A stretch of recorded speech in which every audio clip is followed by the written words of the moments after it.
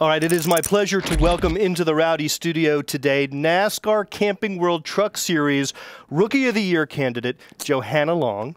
Thanks for being here. Thanks for having me. How are you? I'm good. How are you? I'm good. You looking forward to Darlington? I am really excited. I went there a couple weeks ago to talk to young elementary kids and to go back and be able to race. I'm really excited about it. You know, it's interesting to me that Darlington for the truck race this year is a one-day show.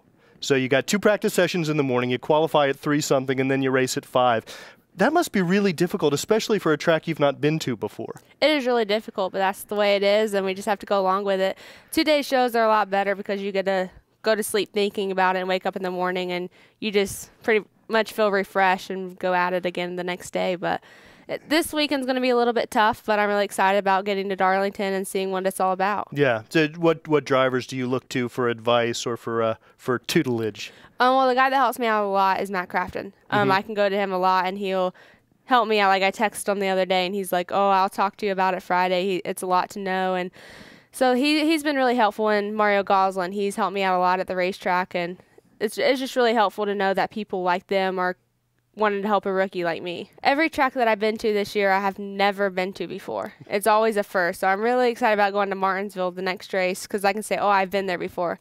And just every racetrack that I've been to, it's a first. It's a first. So I'm just really excited to get this one under my belt. And how do you prepare for a track you've never been to before? With Darlington coming up, do you watch reruns of old races? Do you just talk to as many people as you can? How do you prepare? Well, I kind of do the iRacing thing. Like, I buy the track or whatever and just get a couple laps around it just to see how everything is. And then I watch YouTube videos about old races, and I watch old races, like the whole race. And I just like to watch for like where their line is and what trucks to watch. So that is very helpful to know that you can go on YouTube and they have videos and stuff like that. Have you watched the Ricky Craven, Kurt Busch finish at Darlington from like 2003? No, I haven't. I just watched the truck race from last year, but someone's getting me videos, and I'm going to watch a lot of them today. You got to check out on YouTube the Craven Busch finish. That's my favorite finish in NASCAR history, beyond none, bar none. Now, you are a Pensacola, Florida native, and you just served as the Grand Marshal for the Pensacola Mardi Gras parade. I assume you grew up going to this parade, and now all of a sudden you're on the inside looking out. How was that? What experience was that like? It was really cool. Like, I only went to the parade one time. But, oh, really? Yeah. Last year I went to the parade, caught some beads, so it was really cool. And this year I actually got to throw them and be a part of it and be in it. And hearing people like cheer and scream for beads, it was an awesome feeling. Now, when you're throwing the beads, do you aim for the people? I mean, do you like see somebody out in the crowd, or do you just sort of toss them gently? Like, I thought I was tossing gently, but it kind of went a little hard. And you I hit took somebody out, didn't you? Yeah, it was pretty bad. Now, your team, Panhandle Racing, is that? Panhandle Motorsports. Panhandle Motorsports. That was sort of built for you, built around you, right? So does that add to the pressure you feel? Is that, wow, they put this team together just for me? Or is it's impossible to feel any more pressure than you already do wanting to make it in NASCAR? Well, it's a family deal, and to know that I have people like Kevin Cowboy Starland behind me, and like all the people behind me that are working on this truck to be on our team, it's really big for me how much knowledge they know, like between the truck driver and the truck chief and my spotter, to know that they do believe in me 100% and they're following me and not someone else. That's really big for me. Now, Brian Franz said just the other day, there will be a Drive for Diversity breakthrough on my watch, and he said it would be one of his proudest accomplishments. I assume that given your druthers, you'd like to be known as a driver, but it's hard to get around the fact that you are a female driver in a sport dominated by males. How conscious is that in your sort of day-to-day approach to racing? Is that something that's always in the back of your mind, or once you get behind the wheel, it doesn't really have anything to do with it? I just go to race. That's me. Like, of course, I can't get away from the girl thing. I have hair. No, but well, Kyle Petty, I mean, he's got the ponytail. Yeah, but I just go to the race, and I just want people to know that I'm a driver, and I'm going to give my 100% out there, and like I do belong out there. Because coming into the Truck Series, it's very hard to get their respect because they've been there forever, and to know that I'm coming in for my first year is really tough. Yeah, and you have an outreach program you do with the Girl Scouts? Yeah, I've done that a couple times, and that was really cool to talk to them and young girls, kind of like I did at Darlington Speedway last weekend, to talk about staying in school and following your dreams. And pretty much did that the same with the Girl Scouts. And it was really cool to hear some of the questions they asked. Did they hook you up with some cookies? No, we didn't get no cookies. No cookies from the Girl Scouts? Sad, I know. What's your favorite Girl Scout cookie? I don't really have a favorite. I love cookies though. Do you? Is that's your junk food of choice is cookies?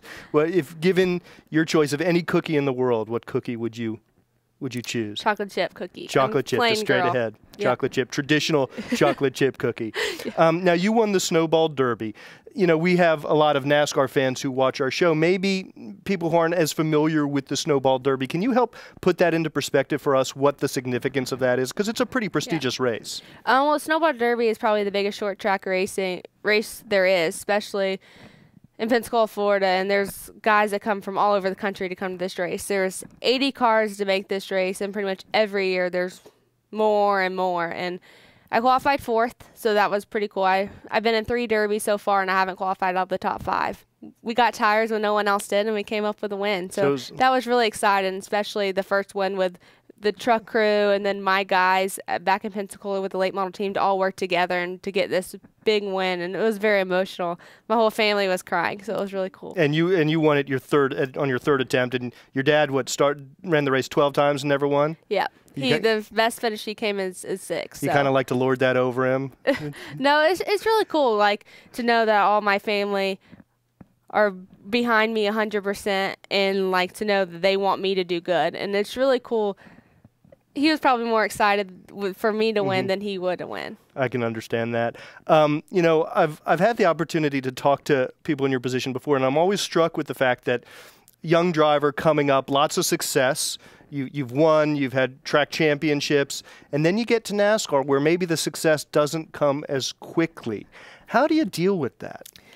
It really does stink. Going to like a late model race, I run top 5 every race. It is very hard, and to know that I like ride mid-pack, but these guys are the best of the best in the truck series this year. The competition is so hard. You have really good teams out there, but we're doing our best. I'm learning every time I go out there, and I just got to keep on plugging along. I can't give up, and know that one day that I am going to get that top 10. I know I'm going to get the top 5 and maybe a win. So I just got to keep on plugging along and don't get my feelings down and just keep on going. What's a successful 2010 for you? Get top 15. Like, I would like to start like at Martinsville. I really want to finish in the top 10 at Martinsville because I really think I can. The guys have been working really hard for that truck, and like I said, it's my second time being at a track, so I think I'll be really good. All right. Now, before I let you go, there is a question, one last question I want to ask you, because I've had this idea. I love the truck series, great racing, but I have this idea on how to take it up a notch. What if, like at a track like Martinsville, it's flat, it's a little slower. What if we put like a load of mulch in the back of each truck, or maybe a dog like chained up? Wouldn't that just be cool for the truck races? No. I don't think Martinsville needs any more excitement. It's definitely good racing. It's short track racing. That's what I love. All right. You a fan of the hot dogs? Yes, I like them. I love hot dogs. All right. All right. If you're looking for Johanna Long at Martinsville, look for the chocolate chip cookies and the hot dogs. That's where you'll find her. Thanks for joining us in the Rowdy studio. Johanna Long running for the NASCAR Camping World Truck Series Rookie of the Year title this year. Keep your eyes out. Rowdy.com. Say it like it is. Say what like it is? Rowdy.com.